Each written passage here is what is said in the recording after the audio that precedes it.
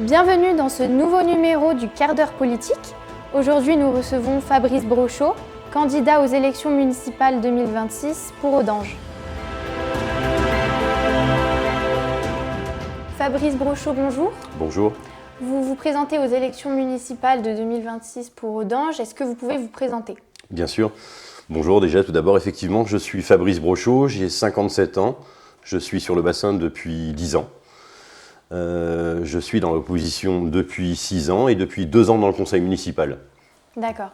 Alors dites-nous, qu'est-ce qui vous a convaincu à proposer une alternative pour Audange 2026 ?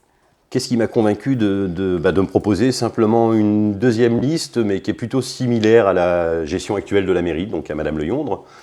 Et puis, je trouve qu'il y a un manque de transparence, on a un manque de clarté sur tout ce qui se fait sur Audange, tout ce qui se dit sur Audange. Il faut rendre un peu de transparence et faire du participatif pour tout. D'accord. Décider ensemble. Vous dites que trop de décisions d'ensemble ont été prises sans vision. Qu'est-ce que vous changeriez concrètement ?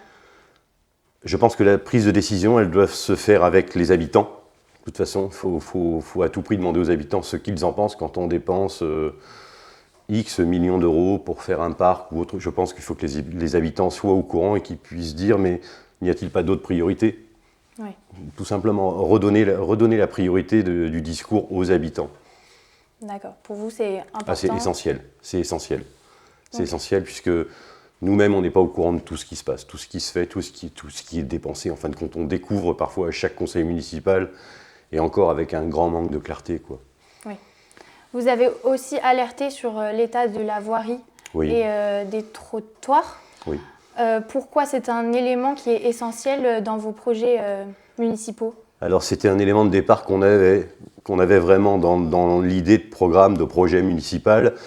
Mais on a fait du porte-à-porte. On a visité environ 700 portes et on est tombé sur une dame dans une petite rue parallèle à la rue Ernest de Boissière, donc la rue principale de la ville, qui était avec un déambulateur et qui était dans les cailloux, au risque de tomber. Et stop, il faut remettre les trottoirs correctement, boucher les trous dans les rues, refaire certaines avenues. Il faudra faire un plan pluriannuel sur plusieurs années de dépenses pour vraiment remettre les routes en état, les routes et les trottoirs en état. C'est un simple système de sécurité. Il y a dans ma rue un peu plus loin, rue Compriant, il y a des trous partout. On ne peut pas continuer comme ça sur la sécurité des gens. Vous avez aussi évoqué des finances municipales fragilisées. Oui. Comment vous allez remanier le budget pour améliorer le quotidien des Audangeoises et Audangeois ? On va gérer les priorités. Je n'ai pas de notion de chiffre aujourd'hui. Je sais qu'on a des emprunts sur une quarantaine d'années, ce qui est juste énorme. L'idée principale, c'est de dépenser utilement. 1 euro dépensé doit être 1 euro utile. Il n'y a pas d'autre solution, on ne peut pas continuer comme ça. On ne peut pas aller créer des choses qui finalement sont très jolies. Je prends le château d'eau, il est très joli, mais le château d'eau, c'est 250 000 euros. Il est très joli, il n'y a rien à dire. Mais aurait pu-t-on faire autrement ? Voilà. Le parc est très bien aussi, mais trop cher. On a une très belle école, mais n'est-elle pas trop chère aussi, quoi ? Oui. Voilà. Un élément aussi important, la sécurité. La sécurité, on a trois policiers municipaux en service, plus une personne en administrative. La règle, puisqu'on s'est renseigné, on s'est formé, c'est un policier pour 1000 habitants. On a dû dépasser les 10 000 habitants, on doit être 9 500. Il faut embaucher des policiers, il faut remettre de la sécurité sur la commune. Pas une sécurité violente, mais de la présence associée à des caméras de vidéosurveillance aux bons endroits, qu'il n'y a pas aujourd'hui, ou qui ne fonctionnent pas. On a pu le voir en réunion publique. D'accord. Est-ce qu'il y a des éléments vraiment importants que vous voulez mettre en avant au sujet de votre candidature ? Oui. J'ai démarré par ça.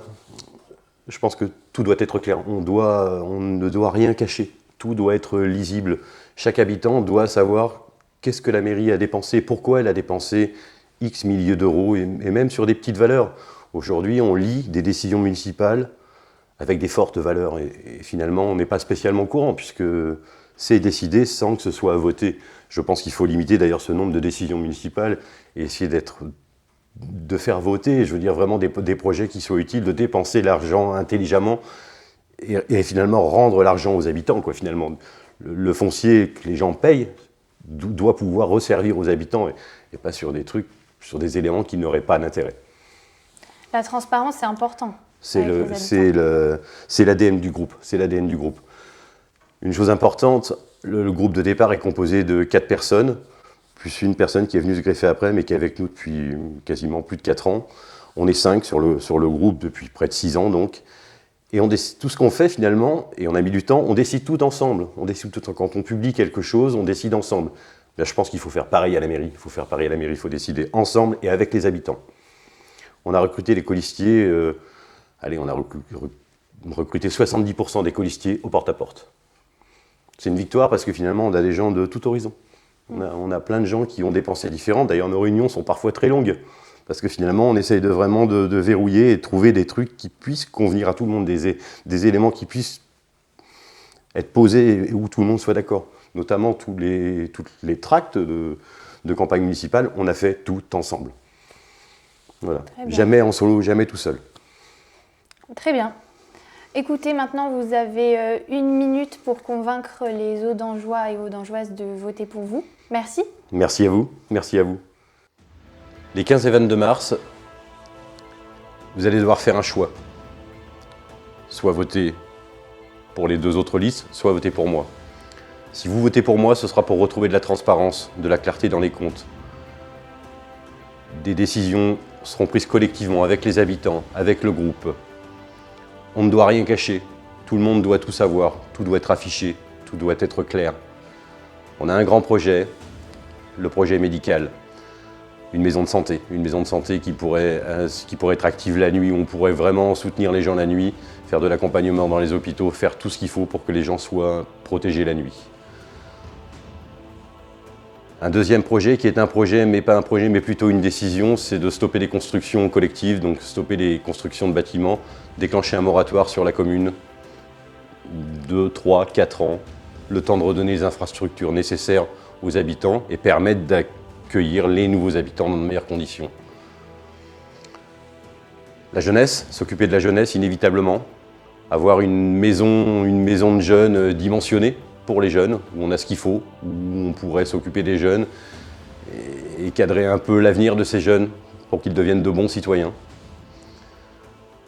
La sécurité, une augmentation évidente du nombre de policiers municipaux, pas pour faire du mal, mais pour protéger les gens une nouvelle fois, pour être présent dans la ville, qu'il n'y ait pas de zone de non-droit dans la commune, tout simplement.